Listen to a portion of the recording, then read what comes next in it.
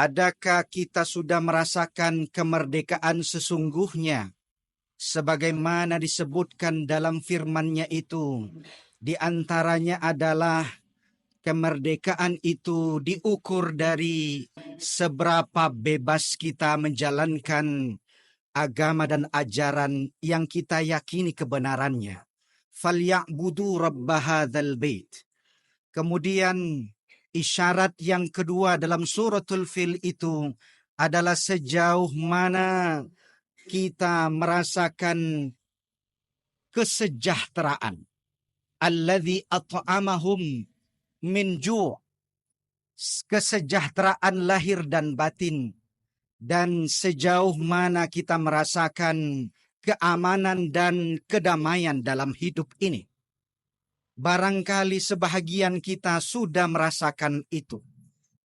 Tetapi lebih dari itu, hadirin sidang jamaah Jumat rahimakumullah, selain kebebasan kita menjalankan agama kita, kesejahteraan hidup lahir dan batin, kemudian kedamaian dan kenyamanan dalam hidup, adakah kita sudah merdeka atau sudah terbebas dari ketamakan di dalam hidup ini?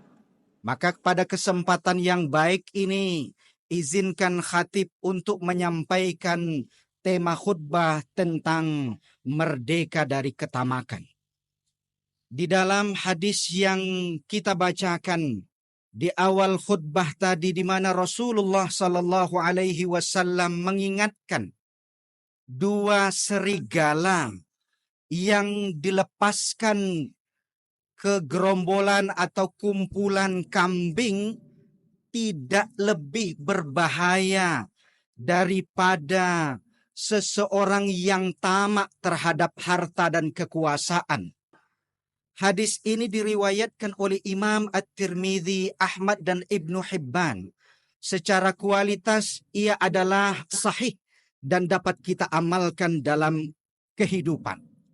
Tamak, rakus alias serakah merupakan keinginan berlebihan terhadap sesuatu tanpa kita mempertimbangkan halal haram, apakah ianya boleh atau tidak, baik untuk kepentingan diri kita sendiri, keluarga maupun kelompok kita.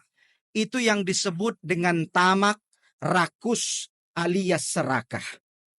Padahal Bapak Saudara sidang jamaah Jumat rahimakumullah, nafsu syahwat ini yang kalau kita perturutkan tidak ada batasnya. Ibarat kata orang-orang bijak, nafsu syahwat dan keinginan itu ibarat air laut yang apabila diminum makin kita haus. Oleh karena itu, Bapak Saudara sidang jamaah Jumat rahimakumullah, kita tentu ingin mewaspadai agar diri kita, keluarga dan masyarakat bahkan bangsa kita tidak menjadi pribadi masyarakat dan bangsa yang tamak. Di antara ciri orang, masyarakat dan bangsa yang tamak itu adalah pertama, tidak pandai bersyukur kepada Allah, apalagi berterima kasih kepada manusia. Sebagaimana diisyaratkan di dalam hadis Rasulullah, "Man lam yashkurin nas, lam yashkurillah." Siapa yang tidak berpandai berterima kasih kepada orang lain, itu sebagai isyarat dia tidak pandai bersyukur kepada Allah Subhanahu wa Ta'ala.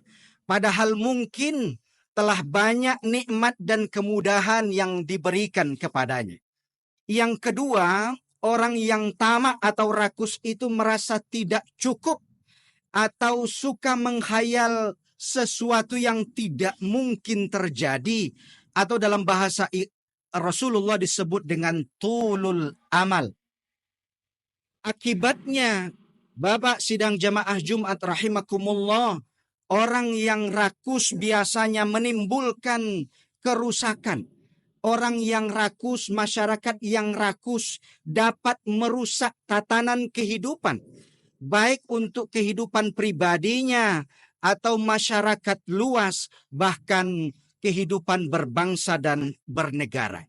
Kita ingin coba hadirkan beberapa tipikal atau karakter orang-orang yang rakus dalam kehidupan sebagaimana dikisahkan dalam Al-Quran.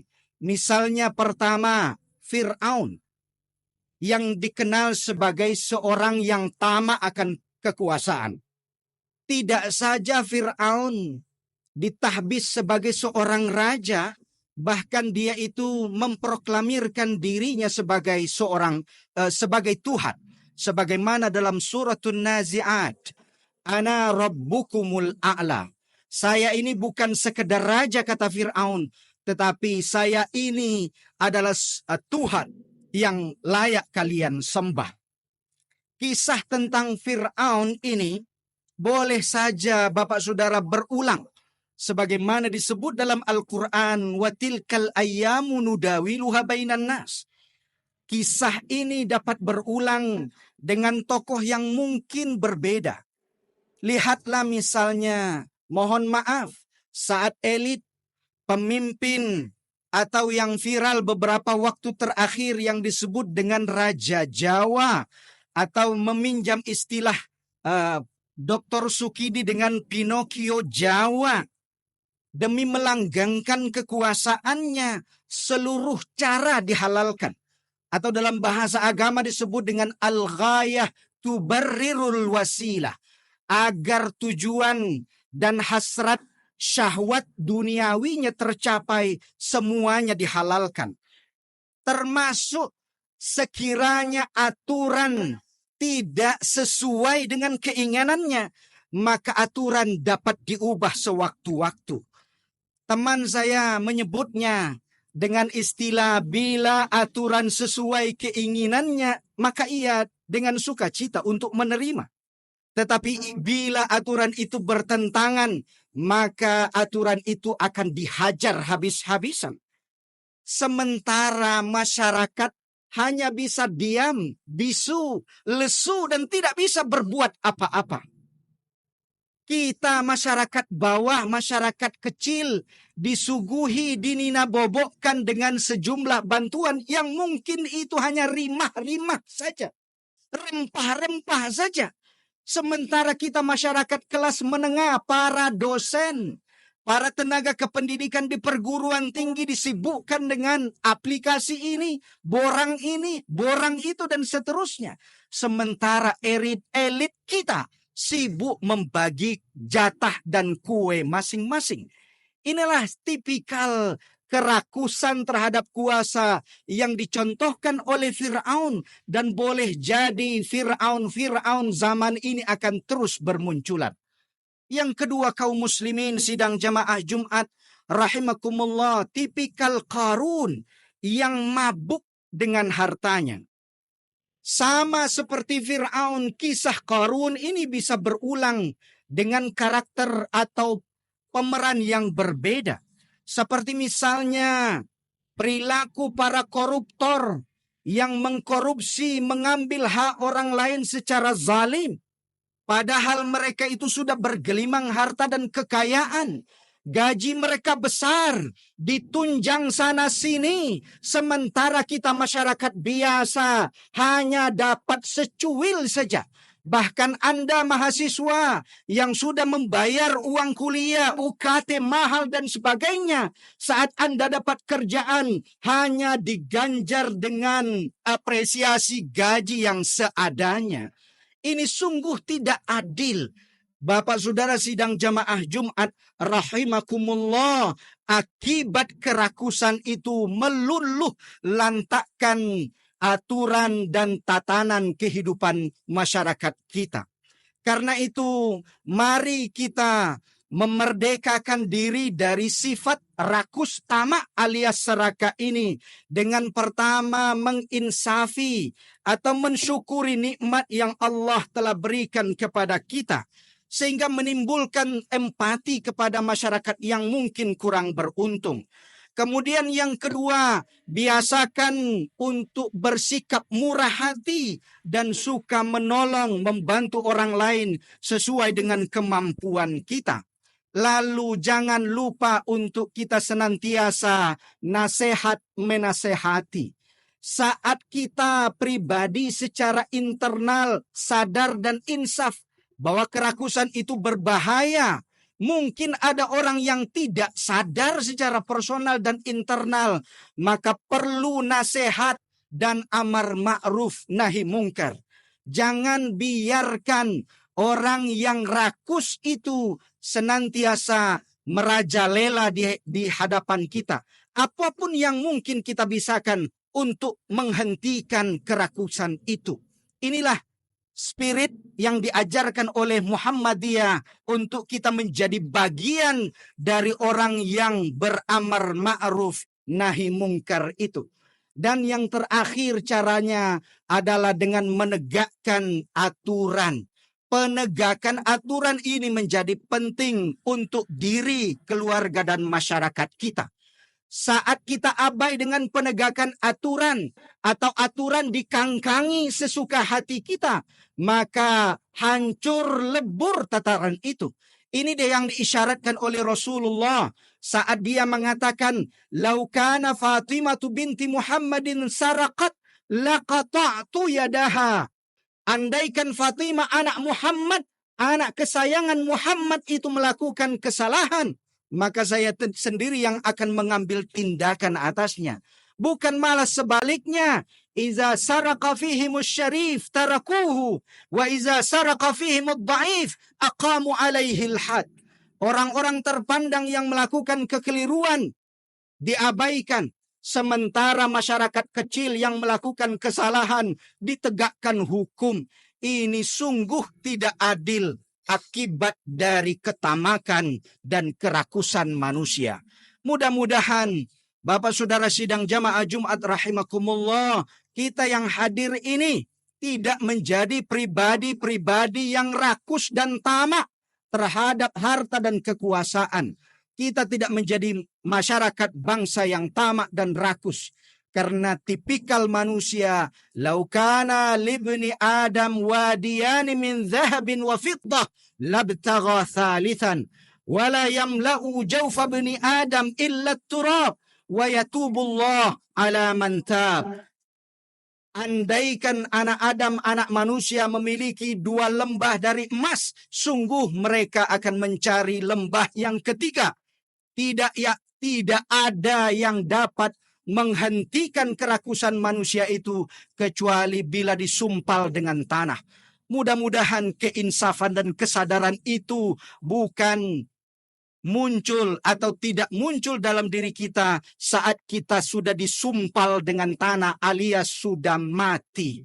Barakallahu li wa lakum fil Qur'anil azim wa nafa'ani wa iyyakum bima fihi minal ayati wa dzikril hakim. أقول قولي هذا فاستغفر الله العظيم لي ولكم ولسائر المؤمنين والمؤمنات فاستغفروه إنه هو الغفور الرحيم.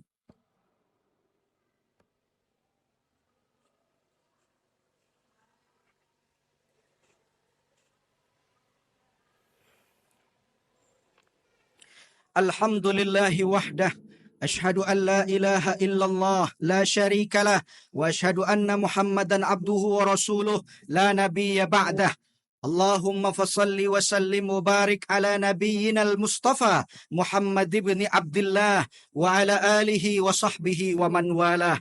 عباد الله إني أوصيكم بتقوى الله فقد فاز من اتقى.